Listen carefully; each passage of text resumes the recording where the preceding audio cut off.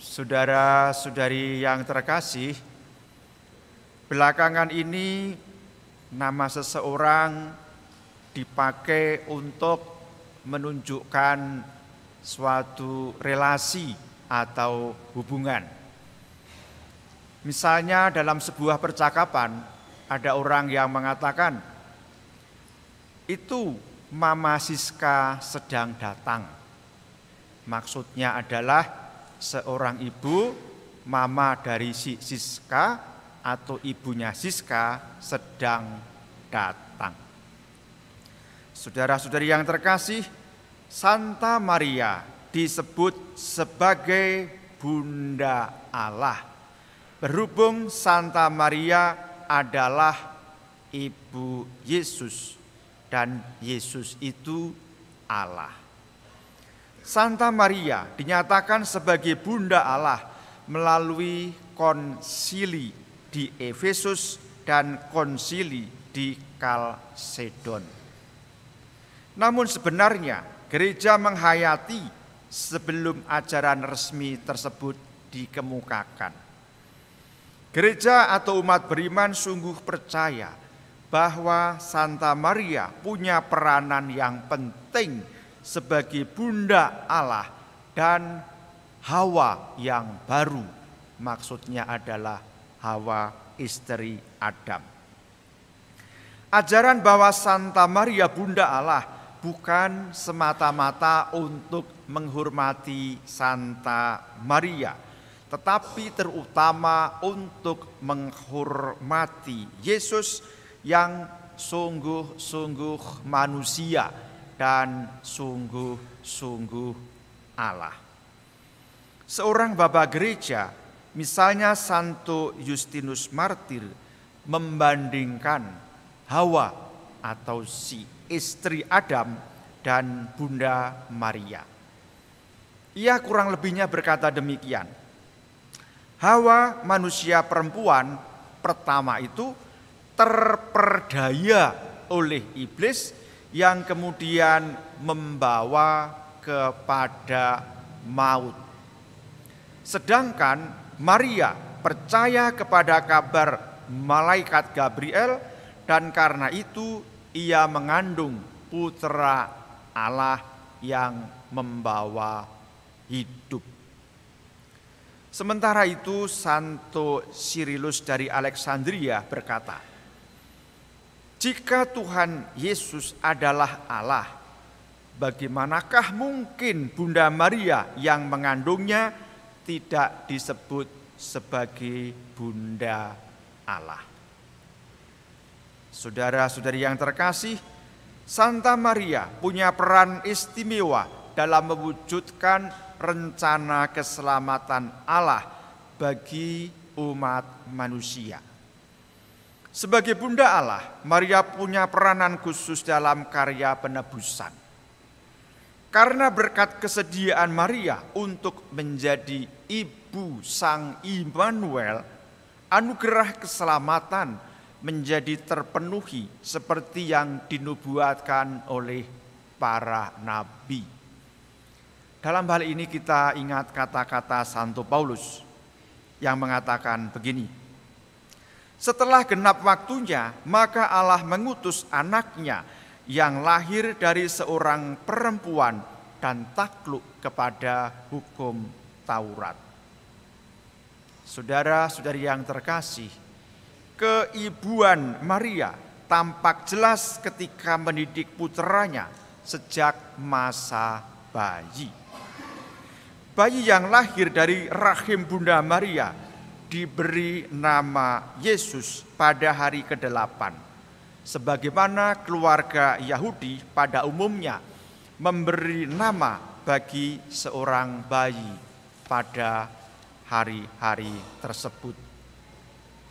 Saudara-saudari yang terkasih, sebagaimana kita bersyukur atas ibu kita masing-masing, kita bersyukur bahwa Santa Maria adalah Bunda Allah.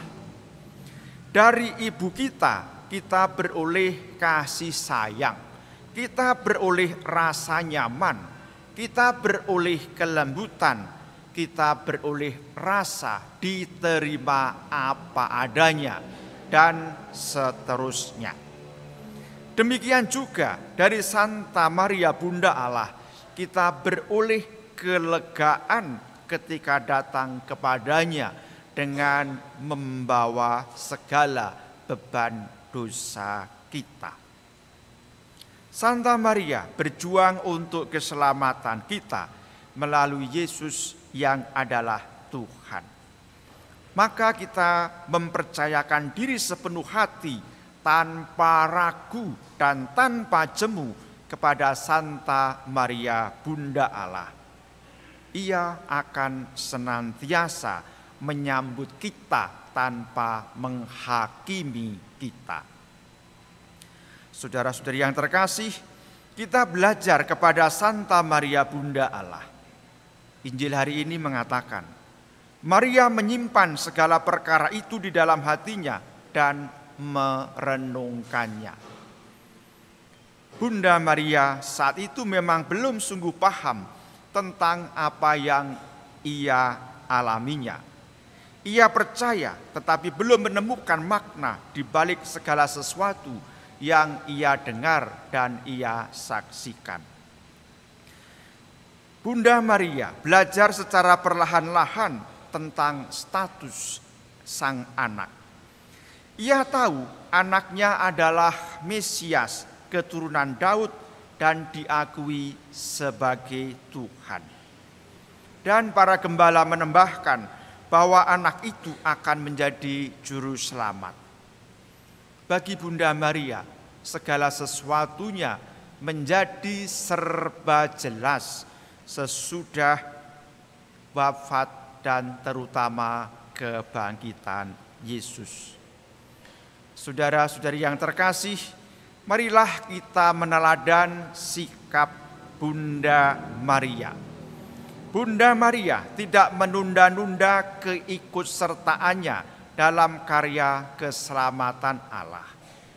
Maka bagi kita, begitu menemui kesempatan untuk menolong seseorang, kita pun sebaiknya tidak menunda untuk memberi pertolongan.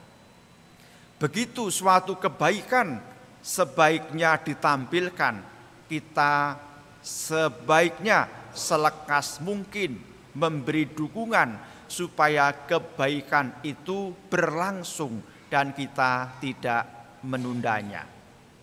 Siap untuk menolong merupakan keutamaan.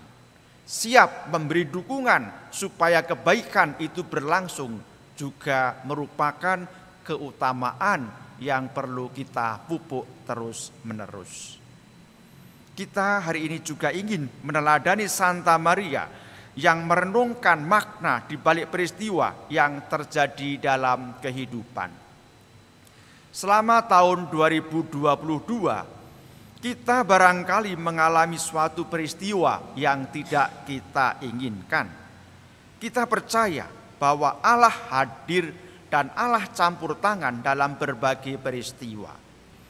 Oleh karena itu dalam peristiwa di mana kita tidak berkenan pada masa-masa lalu, tentu di sana juga ada hikmahnya. Semoga segala jerih payah dan perjuangan kita selama tahun 2022 disempurnakan oleh berkat Allah pada hari ini dan pada hari-hari yang akan datang. Saudara-saudari yang terkasih, kita diajak optimis memasuki tahun 2023 karena tangan Santa Maria Bunda Allah menuntun perjalanan kita yang menggenggam iman, harapan, dan kasih.